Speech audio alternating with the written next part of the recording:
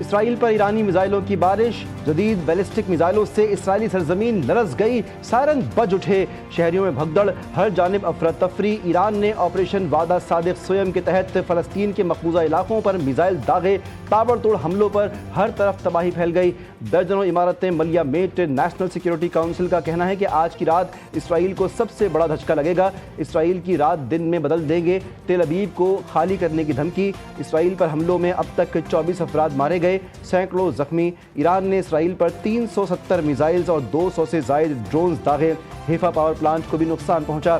وسطی اسرائیل کی بجلی منقطع، اسرائیلی حکومت کی شہریوں کو شیلٹر میں رہنے کی ہدایت، فضائی حدود مکمل بند۔ جرمنی نے اسرائیل، عراق، ایران، اردن کے لیے پروازیں معطل کر دیں۔ اسرائیل جارحیت سے باز نہ آیا، تہران اور تبریز سمیت کئی شہروں پر فضائی حملے۔ تہران سے انخلا کی وارننگ کے بعد ٹی وی چینلز اور اسپتالوں پر بھی بمباری۔ مشرقی و مغربی تہران میں سویلین آبادی پر حملے، صہیونی فورسز کی تازہ کارروائیوں میں تہران کی سوا ہائی وے، کرمانشاہ میں ورک شاپ، اسپتال اور ایلام میں فائر اسٹیشن کو نشانہ بنایا گیا۔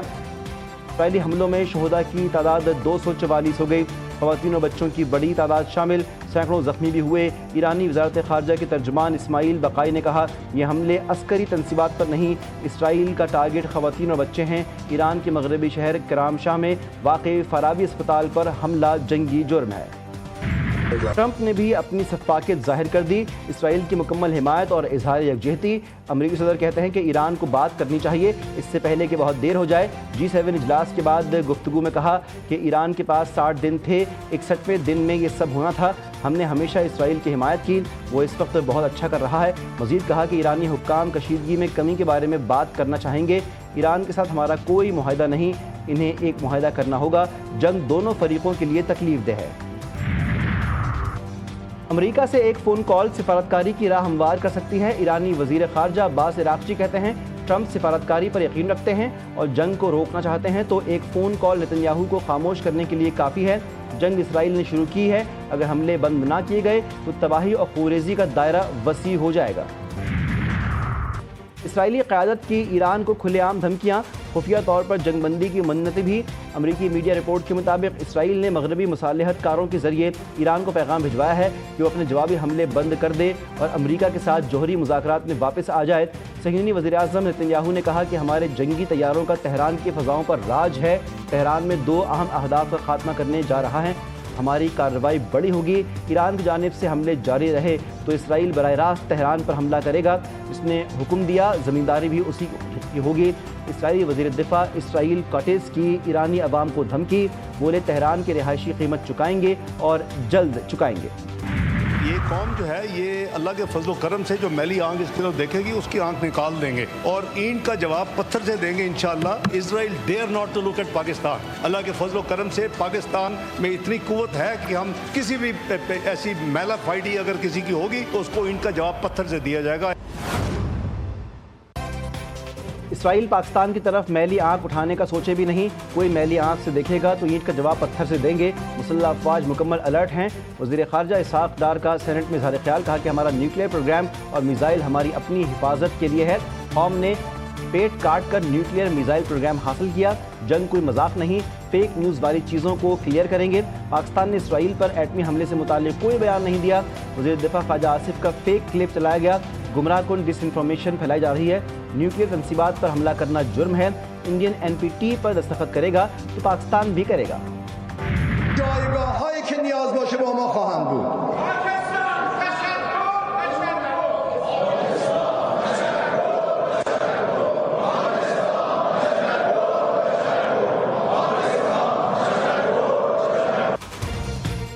ایرانی صدر نے پاکستان کی پارلیمنٹ کے موقف پر اظہار تشکر کیا۔ ایرانی پارلیمنٹ سے خطاب میں ایرانی صدر نے کہا کہ پاکستانی عوام اور پارلیمنٹ ایران کے ساتھ کھڑے ہیں۔ پاکستانی پارلیمنٹ نے ایران کے خلاف اسرائیلی اقدام کو گھناؤنا قرار دیا۔ پاکستانی پارلیمنٹ نے کہا کہ جہاں ضرورت پڑی ایران کا بھرپور ساتھ دیں گے۔ ایرانی صدر کے خطاب کے بعد ایرانی پارلیمنٹ میں شکریہ پاکستان کے نعرے گونج گئے۔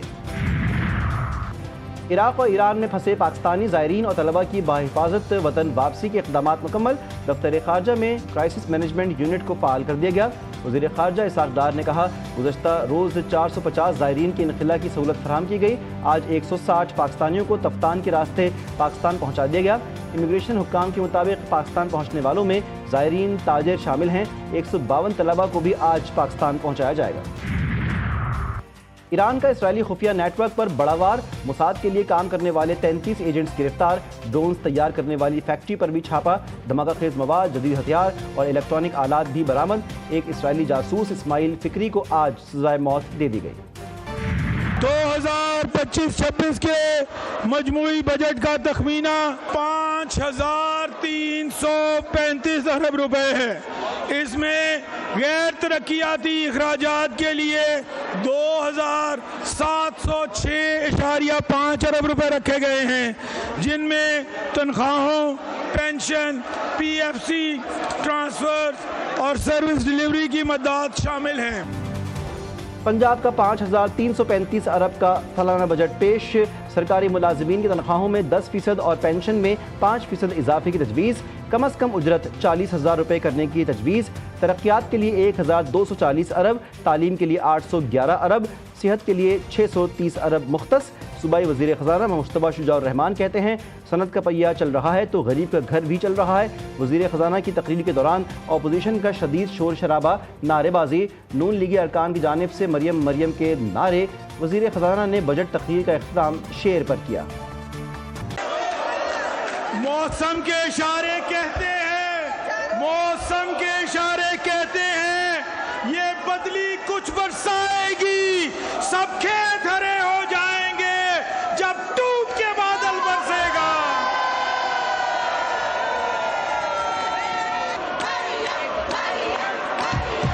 میاں صاحب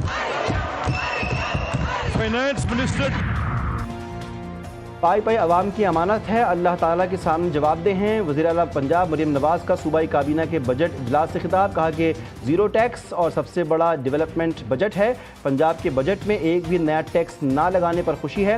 الحمدللہ سب سے بڑا ترقیاتی فنڈ ہونے کے باوجود کوئی مالیاتی اسکینڈل سامنے نہیں آیا۔ میں یہ سمجھتا ہوں کہ آج کا بجٹ پنجاب کی تاریخ کا بدترین بجٹ ہے، جس میں 1 روپیہ بھی عام آدمی کی سیفٹی کے لیے اور عام آدمی کے تحفظ کے لیے اور عام آدمی کی آسانی کے لیے نہیں رکھا گیا۔ پنجاب اسمبلی میں اپوزیشن لیڈر نے بجٹ کو بدترین قرار دے دیا۔ ملک احمد خان بچھر کہتے ہیں کہ بجٹ میں غریب کو ریلیف نہیں دیا گیا، حکومت نے کسان کی گندم نہ خرید کر آٹا سستا کیا، 20% ٹیکس لگایا اور 10% تنخواہوں میں اضافہ کیا۔ بجٹ بنانے میں حکومت کا کوئی کردار نہیں، یہ صبح الیکشن کروا لیں پھر دیکھ لیں۔ ایک طرف ایران سے جنگ، دوسری طرف غزہ پر وار بھی جاری، صہیونی فوج کی وحشیانہ کارروائی میں 59 فلسطینی شہید، مرنے والوں میں کھانے کی تلاش میں نکلنے والے 40 افراد بھی شامل۔ صہیونی فوج نے مرکز، جنوب اور شمال مشرقی غزہ کے امدادی مراکز کو قتل گاہ بنا دیا۔ بیت الہیہ، نصیرات کیمپ اور جنوبی غزہ پر بھی اسرائیلی حملے، کئی گھر ملبے کا ڈھیر بن گئے، 27 فلسطینی لقمہ اجل بنے۔ وزیراعظم نے ٹیکس فراڈ پر گرفتاری قانون میں سرمایہ کاروں کا نرمی کا مطالبہ مان لیا۔ وزیراعظم کی نئے فائنانس بل میں متنازع قانونی شق میں ترامیم کی ہدایت، نئے قانون کے تحت ٹیکس فراڈ کی آڑ میں کمپنی کے CEO کو گرفتار نہیں کیا جائے گا۔ اسٹیٹ بینک کی جانب سے نئی مانیٹری پالیسی کا اعلان، شرح سود 11% برقرار، جون 2024 سے اب تک شرح سود میں 11% کی کمی کی جا چکی ہے۔ اسٹیٹ بینک نے کہا ہے کہ مئی میں افراط زر 3.5% توقعات کے مطابق رہیں، گزشتہ ماہ مہنگائی میں معمولی کمی دیکھی گئی۔ پاک ایران سرحد کے بندش کے باعث LPG مہنگی، قیمت میں یکدم 60 روپے فی کلو کا اضافہ، LPG 240 روپے فی کلو سے بڑھ کر 300 روپے کلو پر جا پہنچی۔ گیس مہنگی ہونے کے باعث گھریلو اور کمرشل صارفین کی مشکلات میں اضافہ، کوئٹہ سمیت بلوچستان کے مختلف علاقوں میں پیٹرول کا بحران تیسرے روز بھی جاری، شہری پیٹرول کے حصول کے لیے در در کی ٹھوکریں کھانے لگے۔ انتظامیہ نے کہا کہ پیٹرول کا بحران 2 روز میں ختم ہو جائے گا۔ کراچی کے علاقے DHA سٹی میں زلزلے کے جھٹکے، ریکٹر اسکیل پر شدت 2.5 ریکارڈ، زلزلہ پیما مرکز کے مطابق زلزلے کی گہرائی 10 کلومیٹر ریکارڈ کی گئی۔ محکمہ موسمیات کی آج شہر میں تیز آندھی اور موسلا دھار بارش کی پیشگوئی۔ दिन भर शदीद गर्मी के बाद कराची में बादल बरस पड़े। सुपर हाईवे बहरिया टाउन और गदाप में बारिश से गर्मी की शिद्दत कम हो गई। नॉर्थ नाजाबाद, सुरजानी और नाजाबाद में भी हल्की बारिश। वज़ीर-ए-आला सिंध का बॉक्सर आलिया सुमरो के लिए दुबई टूर्नामेंट की स्पॉन्सरशिप का ऐलान। आलिया सुमरो बैनुल-अक़वामी बॉक्सिंग इवेंट में भारतीय हरीफ के खिलाफ मैदान में उतरेंगी। वज़ीर-ए-आला सिंध की जानिब से आलिया सुमरो को 47 लाख रुपए का माली ताउन फराहम किया गया। आलिया सुमरो कहती हैं, वज़ीर-ए-आला सिंध का ताउन मेरे ख्वाब को हकीकत में बदलने का जरिया है। 6 माह में हर क्रिकेट में रिजल्ट आएंगे, चाहे मेंस हो या विमेंस हो। खिलाड़ियों के लिए चैलेंजेस से बेशुमार हैं, उन्हें इसके लिए तैयार रहना है। पीसीबी के director high performance Aqib Javed की लाहौर में गुफ्तगू। कहा कि बाबर आजम हो या कोई और, परफॉर्मेंस से इसने खेलना है। स्किल डेवलपमेंट कैंप का पहला रोज़ है। ये नेशनल क्रिकेट एकेडमी की भी बहाली है। गैरी क्रिस्टन ने दोबारा पाकिस्तान की नुमाइंदगी की ख्वाहिश जाहिर कर दी। साबिक कोच गैरी क्रिस्टन ने बरतानवी मीडिया को इंटरव्यू में कहा कि पाकिस्तानी टीमी कोचिंग से मुताल्लिक चंद महीने हंगामा खेज थे। बहुत जल्द महसूस कर लिया था यहाँ काम करना मुश्किल हो जाएगा। अगर पाकिस्तान टीम की कोचिंग के लिए बुलाया गया तो ज़रूर जाऊँगा। आईसीसी विमेंस वर्ल्ड कप का शेड्यूल जारी। इफ्ताही मैच 30 सितंबर को बेंगलोर में खेला जाएगा। Event Pak Bharat matches hybrid model के मुताबिक रखे गए हैं। पाकिस्तान विमेंस क्रिकेट टीम अपने तमाम मैचेस कोलंबो में खेलेगी। पाकिस्तान और भारत की टीमें 5 अक्टूबर को कोलंबो में मद्दे मुकाबिल होंगी। कुआलालंपुर में FIH नेशंस कप के दिलचस्प मुकाबले। पाकिस्तान ने जापान को 2 के मुकाबले में 3 गोल से शिकस्त दे दी। फतह के साथ कौमी टीम ग्रुप में पहली पोजीशन पर आ गई। टूर्नामेंट के सेमीफाइनल 20 जून को होंगे। और देखती आंखों सुनते कानों को तारिक अजीज़ का सलाम। पाकिस्तान के पहले ब्रॉडकास्टर, कंपेयर, अदीब, शायर, अदाकार, एहसास शख्सियत तारिक अजीज़ की आज 5वीं बरसी है। रोबदार आवाज़, पुरकशिश शख्सियत के मालिक तारिक अजीज़ ने नीलाम घर प्रोग्राम से शोहरत हासिल की। तारिक अजीज़ ने फिल्मों और ड्रामों में अदाकारी की, अदब में गहरे नक़ूश भी छोड़े।